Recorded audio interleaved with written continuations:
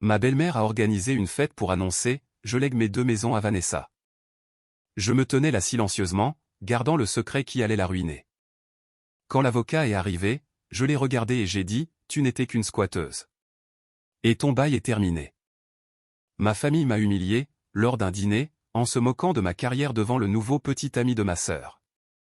Ils pensaient que j'étais une ratée, une plaisanterie, une personne qui cherche encore sa voie. Alors, j'ai passé un seul appel, j'ai acheté le domaine historique dont ma mère est obsédée depuis des années, et je les ai invités à un brunch. Là, je les ai accueillis, sur le pas de la porte, en tenant à la main leur demande de prêt refusée. C'est ici que l'histoire commence vraiment, et vous ne voudrez pas manquer ce qui va se passer. Assurez-vous d'être abonné pour suivre ce récit jusqu'au bout. Nous sommes toujours curieux, d'où nous regardez-vous aujourd'hui? Dites-le nous dans les commentaires. Le silence, à table, était si épais qu'on aurait pu le trancher avec les couteaux en argent poli de ma mère. C'était un calme lourd, maladroit, et profondément familier. Ma sœur, Sarah, venait de présenter son nouveau petit ami, Liam. Il semblait assez gentil, les yeux brillants, poli, et essayant visiblement de faire bonne impression sur une famille qui était, au mieux, un champ de mine d'agression passive. Je luttais contre une migraine depuis le matin, un élancement sourd derrière l'œil droit, qui s'était transformé en une pointe acérée au fil de la soirée. La maison de mes parents était toujours trop chauffée, étouffante avec l'odeur du pot pourri de ma mère, et cette pression tacite de devoir être performante. J'avais conduit 2 heures, depuis mon atelier calme et poussiéreux en ville, me sentant mal en point, et encore moins d'humeur pour l'inévitable mise en scène familiale. Liam, le pauvre, faisait de son mieux pour combler les silences. Il avait déjà complimenté ma mère, Laura, sur sa décoration intérieure, une mer de beige et de meubles faussement vieillis, et félicité mon père, Kevin, pour son impressionnante sélection de vins, qui était le même cabernet qu'il achetait par caisse depuis 10 ans. Puis, son regard s'est posé sur moi. J'étais la silencieuse, celle qui ne rentrait pas dans le moule, effacée au bout de la table, poussant une pomme de terre rôtie dans mon assiette. « Et au lit, c'est un plaisir de vous rencontrer, dit-il avec un sourire sincère. Le silence qui a suivi n'était plus seulement gênant, il était électrique. J'ai vu ma sœur, Sarah, lancer un regard paniqué à notre mère. Mon père, soudainement, s'est montré intensément intéressé par la serviette sur ses genoux. Je me suis raclé la gorge, ma migraine pulsant violemment. Je suis architecte en restauration historique. Je me spécialise dans. Avant que je puisse finir, ma mère, Laura, a lâché un rire court et sec. Ce n'était pas un son gentil, c'était une lame. « Oh, ne nous gâchons pas l'appétit, mon cher, dit-elle, d'un geste de la main méprisant vers Liam. Elle le regardait, lui, et non moi, comme si j'étais un meuble qui avait malheureusement appris à parler. Mon visage a brûlé. Je sentais le sang monter à mes joues, chaud et honteux. Le sourire de Liam a fléchi, ses yeux passant de ma mère à moi, totalement confus. Maman intervint, Sarah, essayant d'aider comme elle le faisait toujours en rendant les choses infiniment pires. Elle adressa à Liam un sourire compatissant, presque mielleux. C'est compliqué. Holly aime les vieilles choses. Disons simplement qu'elle est encore en train de chercher sa voie. Elle pencha la tête, sa voix dégoulinante de condescendance. Puis, ils ont tous ri. Ma mère, mon père, et ma sœur. C'était un front uni de cruauté décontractée, pratiquée. Pour eux, ma vie était une chute de plaisanterie. Mon diplôme hautement spécialisé, mes années d'apprentissage auprès des meilleurs restaurateurs du monde, les projets de plusieurs millions de dollars que je gérais en toute discrétion. Tout cela était réduit à chercher sa voie. Je n'ai pas réagi. Je ne me suis pas défendu. Je n'ai pas éclaté en sanglots, et je n'ai pas jeté mon vin au visage de ma mère, même si j'en avais désespérément envie. Je suis juste restée assise, ma migraine étant devenue une lumière blanche aveuglante derrière mes yeux. J'ai pris ma fourchette, j'ai pris une bouchée lente et délibérée de la pomme de terre trop cuite, et j'ai mâché. J'ai hoché la tête, comme si j'étais d'accord avec leur jugement. Je n'ai rien dit. De l'autre côté de la table, Liam ne riait pas. Il me fixait avec un regard de profond inconfort, une excuse silencieuse dans les yeux. Il était le seul à voir la scène pour ce qu'elle était, une exécution publique. Ma famille, aveuglée par sa propre arrogance banlieusarde, a pris mon silence pour de la défaite. Ils voyaient la fille effacée, l'artiste raté, l'original qui s'amusait avec de vieilles maisons. Ils voyaient de la faiblesse. Ils n'avaient aucune idée de ce dont j'étais vraiment capable. Ils n'avaient aucune idée de ce que j'étais en train de bâtir. Ils avaient tous, à leur manière, oublié une chose très importante. Et à ce moment-là, alors que j'avalais ma nourriture et ma fierté, j'ai décidé qu'il était grand temps de le leur rappeler. La trahison, je l'ai compris, n'était pas seulement dans les mots qu'ils disaient. C'était ces années de mépris silencieux, toute une vie à être traitée comme une moins que rien. C'était pire, à sa façon, que n'importe quel acte de cruauté manifeste. Le trajet du retour fut un flou de tempes battantes et de larmes chaudes, de colère. Les 2 heures de route vers mon appartement en ville me parurent une éternité. Dès que j'ai fermé ma porte d'entrée, la façade de calme que j'avais maintenue s'est effondrée. Je me suis laissé glisser contre le mur, gardant mon manteau, et j'ai enfin pleuré. Ce n'était pas seulement l'humiliation, c'était l'épuisement, cette lassitude profonde de ne jamais, jamais être assez bien pour eux. Mon appartement était mon sanctuaire. Un loft aménagé dans un entrepôt du 19e siècle, tout en briques apparentes, avec des plafonds de 6 mètres, remplis de pièces architecturales récupérées. Une arche gothique sauvée d'une église démolie, des plans pour mes projets actuels étalés sur une immense table à dessin, et des étagères croulant sous les livres sur la maçonnerie historique et l'ingénierie structurelle. Ma famille détestait cet endroit. Tellement de courants d'air reniflaient ma mère. Et si industriel. Mon téléphone a vibré au sol, à côté de moi. C'était Sarah. Je l'ai ignoré. Il a vibré à nouveau. Un SMS. Et, tu es fâché? Maman plaisantait. Tu sais comment elle est. Liam a trouvé que tu étais gentille, juste discrète. J'ai fixé le message, une nouvelle vague de colère m'envahissant. Plaisantait? L'excuse universelle pour la cruauté. Ma famille avait transformé le mépris occasionnel en un article. J'ai retourné le téléphone, écran contre le sol. Le lendemain matin, la migraine s'était apaisée en une douleur sourde, mais la piqûre de la veille restait vive.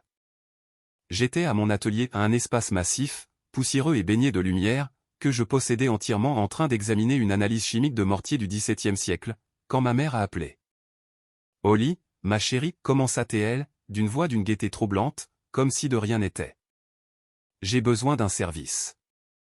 J'ai marqué une pause, en me frottant l'arête du nez. Qu'est-ce que c'est, maman? Eh bien, tu sais que ton père et moi avons préparé notre offre pour le domaine Hollingsworth. Mon sang s'est glacé. Le domaine Hollingsworth. C'était sa baleine blanche, un manoir victorien tentaculaire de 150 ans, situé à la limite du comté. C'était un chef-d'œuvre d'architecture néo-gothique et, depuis un an, l'objet de l'ambition implacable de ma mère. Je sais, dis-je prudemment. Les enchères se terminent bientôt, et il nous manque juste un peu de capital liquide par rapport à ce qu'il demande. Ton père, avec son poste à la banque, ne peut tirer qu'un certain nombre de ficelles. Nous pensions que, comme tu n'as pas vraiment de dépenses dans ton petit appartement. J'ai presque ri. Mon petit appartement valait plus que leur maison de banlieue méticuleusement hypothéquée. Point tu pourrais peut-être te porter co-emprunteuse pour un prêt relais. Juste un petit. Un demi-million, peut-être. C'est une simple formalité, bien sûr. Une fois que nous aurons la propriété, nous la revendrons en 6 mois, et le bénéfice sera. Disons simplement que tu n'auras plus à t'inquiéter de chercher ta voie. C'était encore là, la petite pique condescendante, déguisée en faveur. J'ai regardé autour de moi, dans mon atelier, les plans de la bibliothèque universitaire que je restaurais, l'équipement de balayage laser à 300 000 $ dans le coin, l'équipe d'artisans travaillant le bois dans la pièce voisine. Maman, dis-je, d'une voix calme mais froide. Je ne peux pas faire ça. La gaieté a disparu instantanément de sa voix. Je ne vais pas co-signer un prêt de 500 000 $, maman. Je suis désolé. Elle a raccroché. Je suis resté planté dans le silence de mon atelier, le téléphone encore à la main. Égoïste.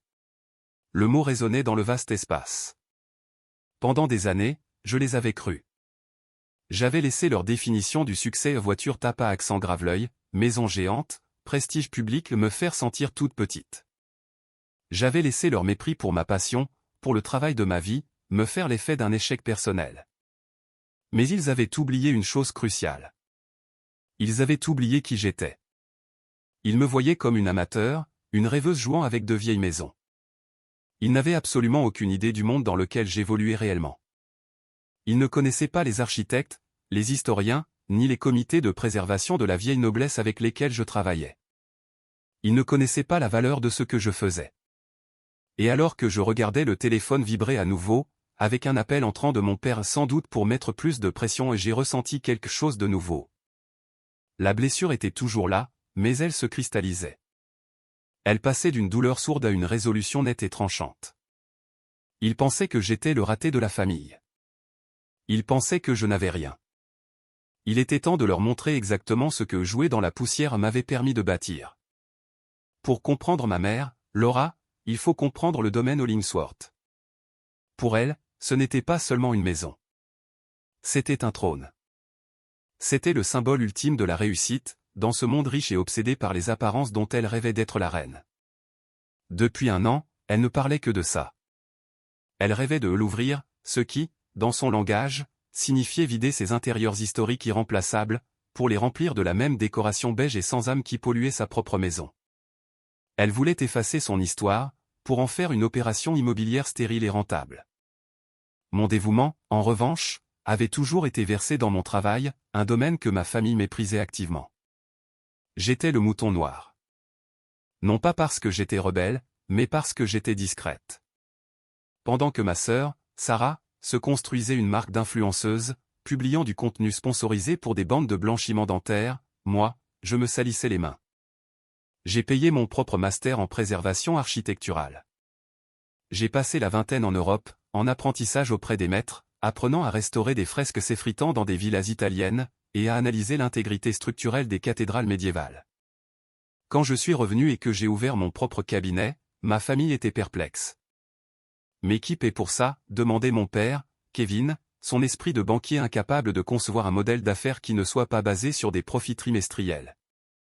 Les gouvernements, les sociétés historiques, les universités, les collectionneurs privés, expliquais-je. Les gens qui veulent sauver de belles choses. C'est. Et là les rendait encore plus confus. Ma mère, en particulier, était ouvertement méprisante. Laura était agente immobilière résidentielle dans une petite agence de banlieue. Toute sa vie professionnelle était basée sur des ventes rapides et des chèques de commission. Pour elle, la seule valeur d'un bâtiment résidait dans sa surface habitable. L'idée de dépenser des millions pour sauver un vieil édifice, au lieu de le revendre rapidement, lui semblait d'une naïveté risible. C'est dommage, vraiment, je l'ai entendu une fois dire à ses amis lors d'un barbecue. Une fille si brillante, et elle choisit si mal. C'est comme une œuvre de charité, au fond. Une charité très poussiéreuse et non rentable. Je ne leur ai jamais dit quand j'ai signé mon premier contrat à 7 chiffres. Je n'ai jamais mentionné mes voyages à Kyoto pour des consultations. Je ne leur ai jamais montré mes portraits dans Architectural Digest. À quoi bon? Cela n'aurait rien changé. À leurs yeux, j'étais Holly, la déception silencieuse, la fille qui cherchait sa voie. Sarah, pendant ce temps, était l'enfant prodige. Sa vie était une performance, et mes parents étaient son public le plus dévoué. Ses milliers d'abonnés sur Instagram, ses produits gratuits, sa décapotable tape à accent grave-l'œil. C'était un succès qu'il comprenait. C'était visible. C'était bruyant. La nuit du dîner, après que ma mère m'eut raccroché au nez, les pièces du puzzle ont commencé à s'assembler. La colère que je ressentais était juste. C'était le poids cumulé de décennies de dénigrement. C'est alors que je me suis souvenu de M et Madame Blackwell. Ils étaient les propriétaires actuels du domaine Hollingsworth. Je les avais rencontrés 2 ans plus tôt lors d'un gala à Boston. Ils avaient plus de 80 ans, l'esprit vif, dernier héritier d'une lignée discrète de la vieille fortune. Ils étaient aussi, par hasard, de grands philanthropes dans le monde de la restauration historique. Ils connaissaient mon travail. Je me suis souvenu d'une conversation avec Madame Blackwell. Elle se désolait de l'état de sa demeure ancestrale. Nous ne pouvons plus l'entretenir, ma chère, m'avait-elle dit. Mais l'idée de la vendre à l'un de ses promoteurs, ces spéculateurs qui veulent tout peindre en gris et arracher les détails originaux, cela me soulève le cœur. Mon cœur battait la chamade. Je suis allé à mon bureau, j'ai sorti mon vieux carnet d'adresses et j'ai trouvé le numéro du bureau privé de la famille Blackwell. Ma mère voyait le domaine comme un tas de briques à exploiter. Elle essayait d'obtenir un prêt pour forcer la vente. Elle n'avait aucune idée que moi, le cas social poussiéreux, j'étais en contact direct avec les personnes qui tenaient son rêve entre leurs mains. Il cherchait un acheteur spécifique. Quelqu'un qui honorerait l'héritage, et non qui l'effacerait. Il cherchait quelqu'un exactement comme moi. Le lendemain matin, j'ai passé l'appel. Je n'ai pas appelé l'agent immobilier local que ma mère essayait probablement de séduire. J'ai appelé le numéro privé des Blackwell à Boston. Une secrétaire avec un accent aristocratique a répondu. J'ai donné mon nom et celui de mon cabinet. On m'a transféré presque immédiatement. Mademoiselle Holly. La voix d'Helena Blackwell était étonnamment chaleureuse. Quel plaisir. Je lisais justement l'article sur votre travail à la bibliothèque Atwater. C'est tout simplement époustouflant. Ma mère ne savait même pas que cet article existait. Merci, Madame Blackwell. Je vous appelle au sujet du domaine Hollingsworth. Ah, oui. Le fardeau, soupira-t-elle. Nous sommes aux dernières étapes de l'examen des offres. C'est décourageant. Tant de gens avec des marteaux-piqueurs à la place des yeux. C'était mon ouverture. Et si je vous disais que ce n'est pas pour une revente? Que ce serait une restauration? Une préservation méticuleuse, transformant le domaine en un centre d'études architecturales? Il y eut un long silence. Continuez, ma chère. Je ne suis pas intéressé en tant que promoteur, Madame Blackwell. Je suis intéressé en tant que restauratrice et en tant qu'habitante. J'aimerais faire une offre d'achat au comptant. Le ton a changé immédiatement. De lassé, il est devenu énergique. Une offre cash? De votre part? Oh là là. Cela change tout. George, je l'ai entendu appeler son mari. Viens ici. C'est Holly, l'architecte. Nous avons parlé pendant 1 heure.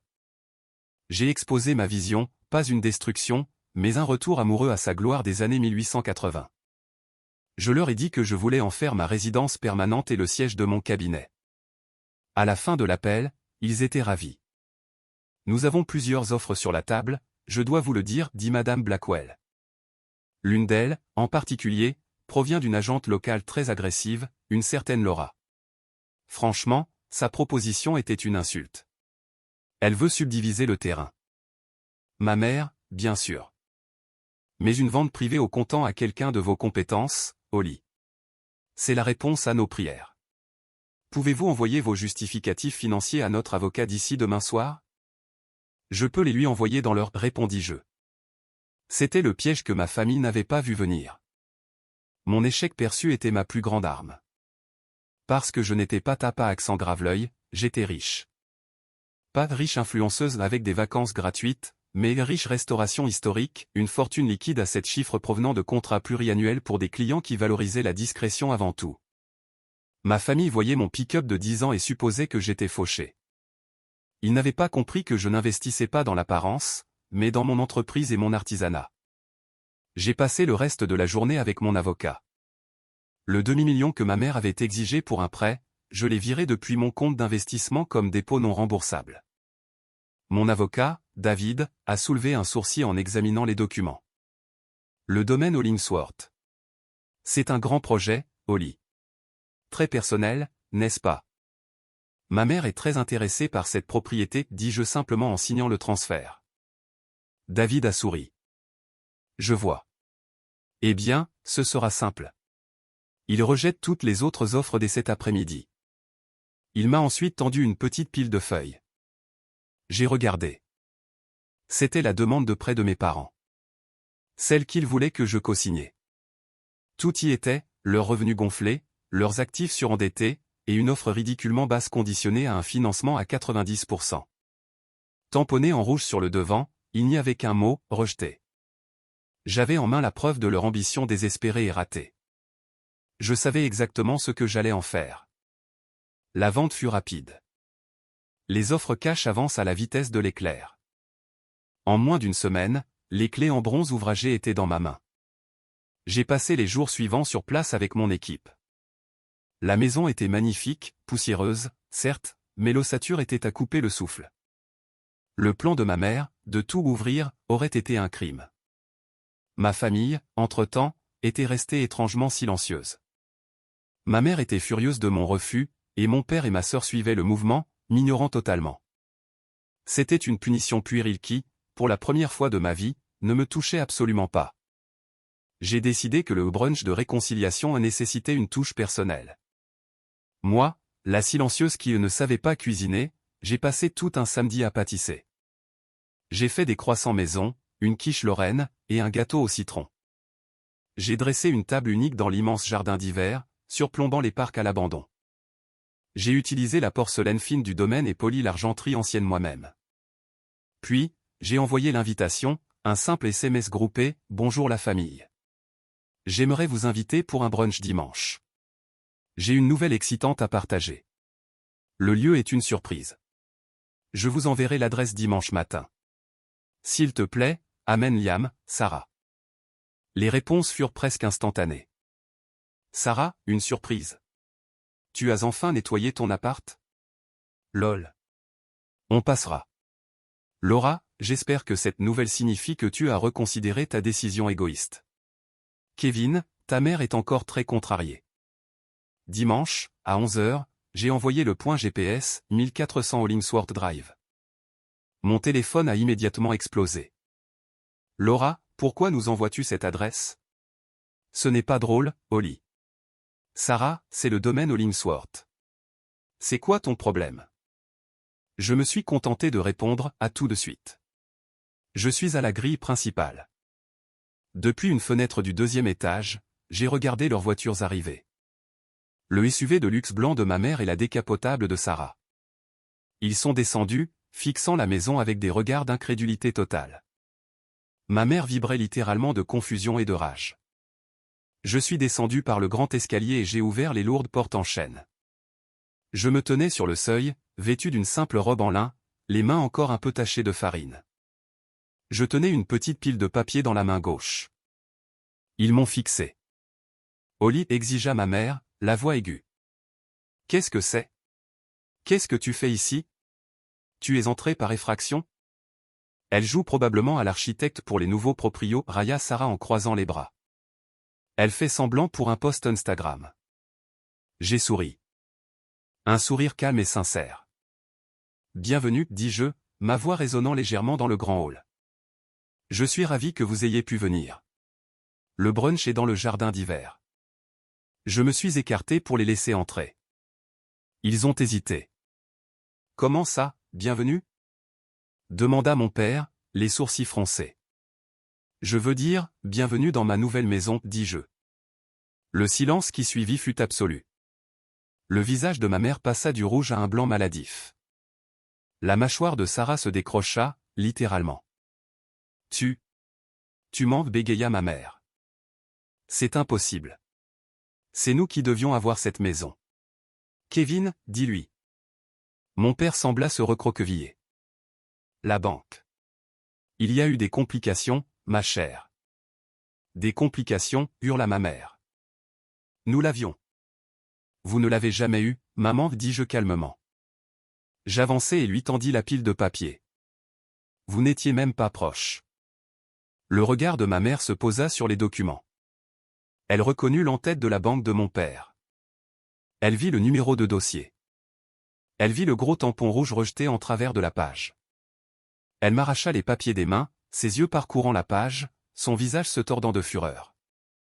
Toi, chuchota-t-elle, d'une voix venimeuse. Tu as fait ça. Toi. Comment? Vous avez été rejeté il y a 5 jours, maman, dis-je simplement. Bien avant que je ne passe mon appel. Votre offre était trop basse, trop risquée, et franchement, les propriétaires ont détesté votre projet de lotissement. J'ai regardé Sarah, qui me fixait comme si elle ne m'avait jamais vu. Vous pensiez tous que j'étais une blague. Vous pensiez que je cherchais ma voie. Pendant que vous riez, je bâtissais. Pendant que vous publiez des photos, je travaillais. Vous n'aviez aucune idée de ce que je faisais, ni de qui je connaissais. Alors. Tu l'as juste acheté, demanda Sarah, la voix minuscule. Je l'ai acheté, confirmai-je. Au comptant. Ils étaient ravis de vendre à une restauratrice. Ils priaient pour que la maison ne tombe pas entre les mains d'une spéculatrice comme maman. Ma mère semblait sur le point de s'évanouir. Elle regardait alternativement l'offre rejetée et moi. L'humiliation que j'avais ressentie à ce dîner n'était rien comparé à ce qu'on lisait sur son visage.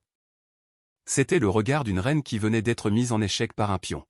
« Sortez-la d'ici », éructa ma mère, en s'adressant à mon père.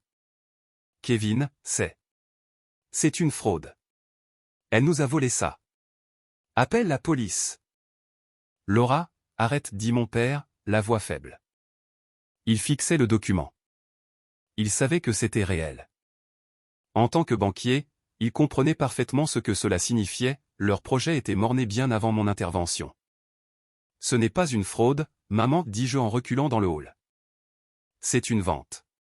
Tu as fait une offre, et tu as perdu. J'ai fait une offre, et j'ai gagné. C'est comme ça que l'immobilier fonctionne.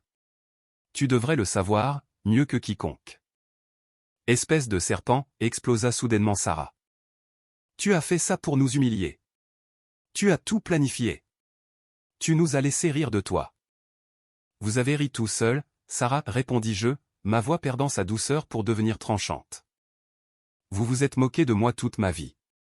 Vous pensiez que j'étais une ratée parce que ma vie n'était pas aussi bruyante que la vôtre. Vous pensiez que parce que je suis discrète, je suis faible. Je me tournai vers Liam, qui était resté figé près de la porte, pétrifié d'horreur. Liam, je suis désolé que tu sois témoin de ça. Il y a de la quiche dans le jardin d'hiver. Serre-toi, je t'en prie.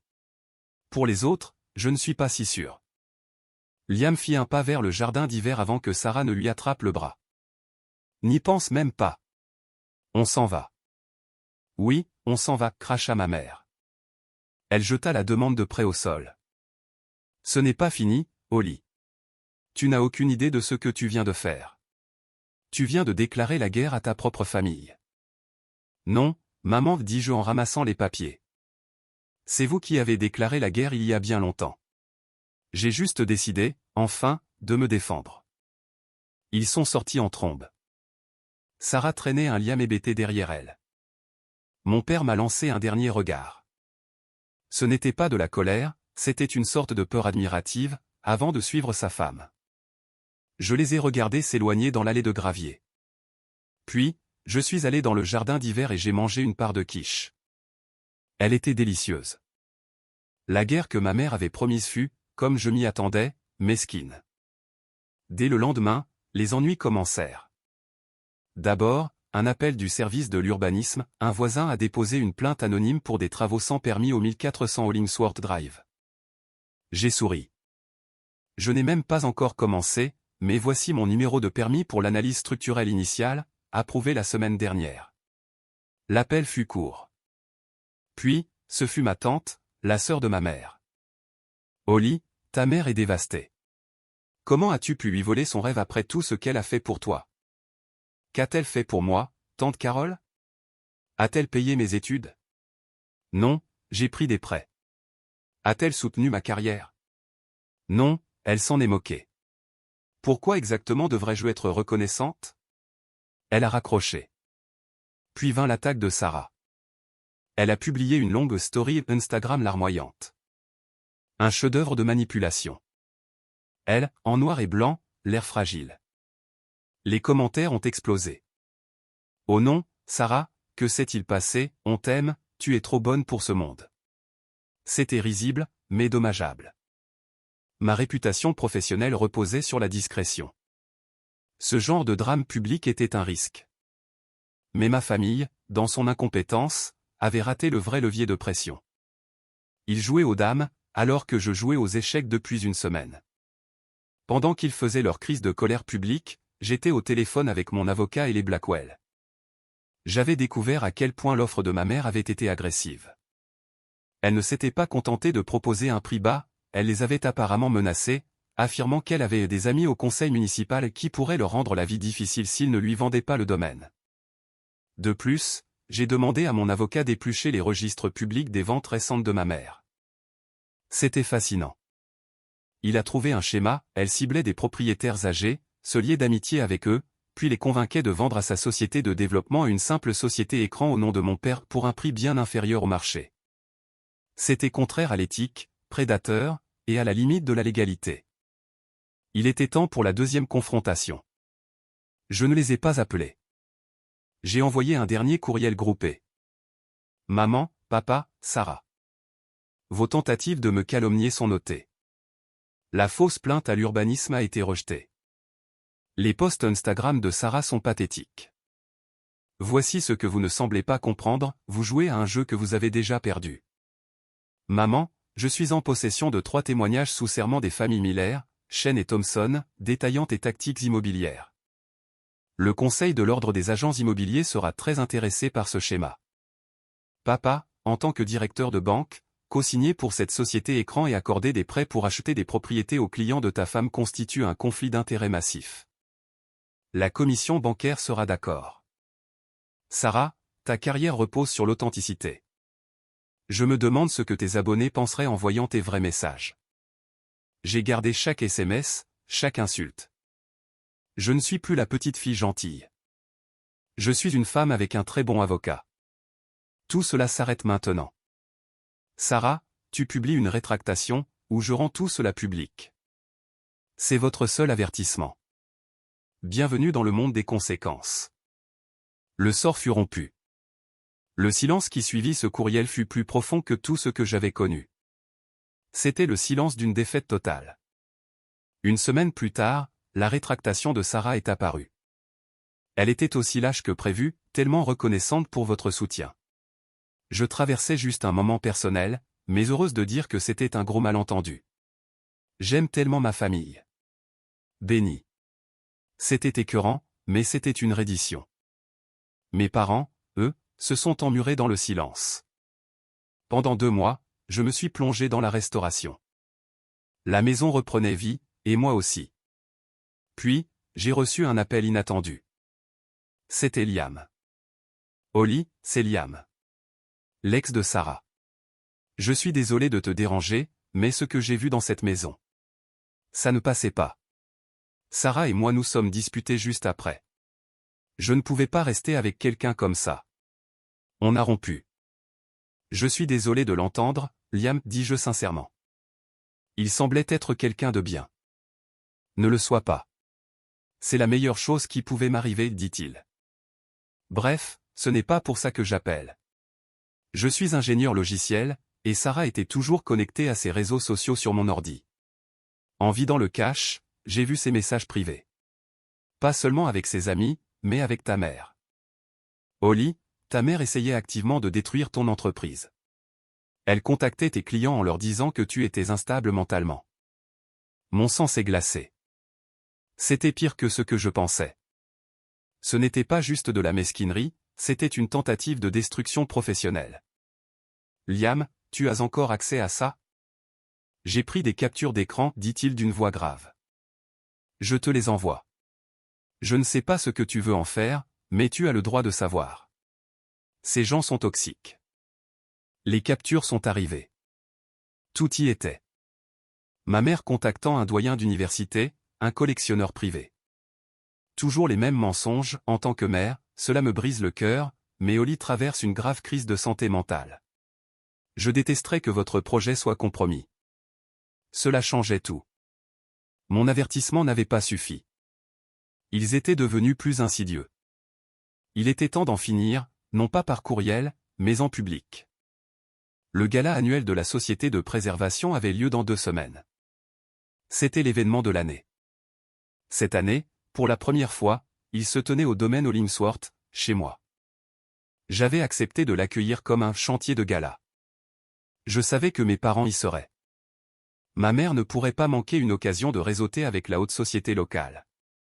Il viendrait en prétendant que tout était pardonné, juste pour sauver les apparences. Le soir du gala, le domaine était transformé. Des centaines de bougies éclairaient l'allée. Le hall était propre et grandiose. Dans la salle de bal, mon équipe avait installé des échafaudages comme éléments de décor artistique, et les tables étaient dressées au milieu des fresques à moitié restaurées. Je les ai vus entrer. Ma mère, Laura, dans une robe à paillettes trop serrée et criarde. Mon père, Kevin, dans son vieux smoking, et Sarah dans une robe offerte, déjà en train de prendre des selfies. Ils souriaient et saluaient les gens comme s'ils étaient les hôtes. J'ai attendu. je les ai laissés prendre leur verre. J'ai laissé ma mère tenir salon à sa table. Puis, vint le moment du discours. Je fus introduite sous une salve d'applaudissements. Merci à tous d'être venus, commençai-je, ma voix forte et assurée. Bienvenue au domaine Hollingsworth. C'est un privilège d'en être la nouvelle gardienne, de le sauver. Des marteaux-piqueurs. Quelques rires polis éclatèrent. J'ai vu ma mère sourire, d'un air crispé. J'ai toujours cru que notre travail de préservation est une question de vérité, continuai-je. Il s'agit de gratter les couches de peinture, les ajoulets, pour retrouver la structure originale, le caractère. C'est une philosophie que j'ai dû appliquer à ma propre vie récemment. J'ai marqué une pause. Mon regard a croisé celui de ma mère. Beaucoup d'entre vous connaissent ma mère, Laura, et ma sœur, Sarah. J'ai désigné leur table. Le projecteur s'est tourné vers eux. Ils semblaient surpris, mais flattés par l'attention. Elles se sont tellement investies dans ma carrière, dis-je, la voix chargée d'ironie. Tellement investies, en fait, que ma mère a envoyé des messages personnels à mes clients, leur disant que je suis mentalement instable et inapte au travail. La salle devint instantanément silencieuse. On entendit seulement le bruit d'une flûte à champagne se brisant au sol. Le sourire de ma mère se figea en un masque grotesque. Le visage de Sarah devint livide. Ils étaient en colère, poursuivis-je, ma voix résonnant avec une clarté glaciale. J'ai levé mon téléphone, connecté au projecteur. Sur l'écran géant derrière moi, les captures d'écran de Liam sont apparues. Les messages de ma mère. Ces mots exacts, une grave crise de santé mentale. Peu fiable. Un hoquet de stupeur collective parcourut la salle. Les gens se détournaient, fixant ma famille avec horreur. Ma mère secouait la tête, murmurant en non, non, mais la preuve faisait 15 mètres de haut. Voici la vérité sous la peinture, dis-je. Voici le caractère de personnes qui préféreraient détruire la carrière de leur propre fille plutôt que d'admettre sa réussite. Voilà qui ils sont. Ma mère se leva si brusquement que sa chaise se renversa dans un fracas. Elle pointa un doigt tremblant vers moi. Toi. Espèce de petite. Madame Lastnam tonna une voix grave. C'était Monsieur Abernathy, le président de la société de préservation, l'un de mes plus gros clients. Il se leva, le visage sombre. Je pense que vous et votre famille devriez partir. Tout de suite. Ma mère regarda autour d'elle. Elle était entourée des gens qu'elle avait passé sa vie à essayer d'impressionner. Et ils la regardaient tous avec un mépris absolu. Sarah était déjà partie, ayant fui dès que les captures d'écran étaient apparues. Mon père, le visage cendré, tirait le bras de ma mère. Ma mère me lança un dernier regard. Ce n'était pas de la colère, ce n'était pas de la tristesse. C'était le regard vide de l'anéantissement total. Elle avait été exposée, publiquement et définitivement. Elle tourna les talons et, sans un mot de plus, mon père guida sa silhouette trébuchante hors de la salle. Dans le silence qui suivit, je pris une grande inspiration. Maintenant, dis-je d'une voix plus légère, si vous voulez bien me suivre, j'aimerais vous montrer la fresque originale du plafond que nous avons découverte dans la bibliothèque. L'ovation qui éclata fut assourdissante. La chute fut totale. Le lendemain, l'histoire circulait déjà partout. Monsieur Abernathy a passé quelques appels. Le doyen de l'université m'a appelé personnellement pour s'excuser et m'accorder un bonus pour préjudice moral. Pour ma mère, les conséquences furent directes. Le Conseil de l'Ordre des agents immobiliers a ouvert une enquête suite aux témoignages des clients âgés. Son agence l'a licenciée immédiatement. Elle était devenue une paria. La banque de mon père, ayant eu vent de l'enquête sur la société écran et des violations d'éthique, a lancé un audit interne. Kevin fut suspendu, puis poussé à une retraite anticipée, sa pension étant compromise. Ils furent forcés de vendre leur maison beige pour payer leurs frais d'avocat. Quant à Sarah, sa marque s'évapora du jour au lendemain. La vidéo d'elle fuyant la salle alors que ses parents étaient exposés est devenue virale. Ses abonnés se sont retournés contre elle. Ses sponsors ont annulé tous les contrats. Sa carrière, bâtie sur du vent, s'est effondrée. Un mois plus tard, j'étais sur un échafaudage dans la bibliothèque quand j'ai entendu une petite voix. Holly. Je regardais en bas. C'était mon père. Il semblait plus petit, plus vieux. Il portait un vieux polo et un jean, loin de son costume de banquier. « Papa, dis-je sans descendre. Tu es sur une propriété privée. » « Je sais. Je voulais juste te voir, dit-il en regardant autour de lui avec une admiration sincère. Je suis descendu, m'essuyant les mains sur un chiffon. « Qu'est-ce que tu veux, papa ?» Il tressaillit devant la froideur de ma voix. Je suis venu m'excuser. Non, ce n'est pas suffisant. Je suis venu dire que je suis désolé. Pour tout. Il regarda le sol. Je l'ai laissé faire. J'ai laissé Laura tout diriger. Je voulais juste une vie tranquille. Et toi, tu étais toujours si autonome. Je les ai laissés être cruels avec toi parce que c'était plus facile que de tenir tête à ta mère. Il leva les yeux, et pour la première fois, je vis de vraies larmes chez lui. J'ai été un lâche, Holly. Un lâche et un imbécile. Ta carrière. Je n'ai jamais essayé de la comprendre. Je suis tellement désolé. Je suis resté là, un long moment. La colère et le ressentiment que j'avais pour lui commencèrent à s'estomper, remplacés par une tristesse lasse. Ce n'était pas un monstre comme ma mère, c'était juste un homme faible. Merci de dire ça, papa, dis-je enfin. C'est un début. Il hocha la tête. Ta mère et Sarah. Elles ne vont pas bien. Ta mère est perdue, Holly. Elle est brisée.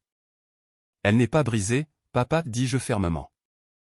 Elle fait juste face aux conséquences. Elle n'est pas désolée pour ce qu'elle a fait, elle est désolée d'avoir été prise. Il ne put croiser mon regard, car il savait que c'était vrai. On déménage, dit-il. Dans un petit appartement, près de chez ta tante Carole. Je pense que c'est pour le mieux, répondis-je. Il hocha la tête, hésita comme s'il voulait dire autre chose, puis fit demi-tour et s'en alla. Je le regardais partir. Un chapitre de ma vie se fermait. 2 ans plus tard, le domaine Hollingsworth était terminé. C'était glorieux. Le soir de la réouverture officielle, je me tenais sur le perron, regardant les invités arriver.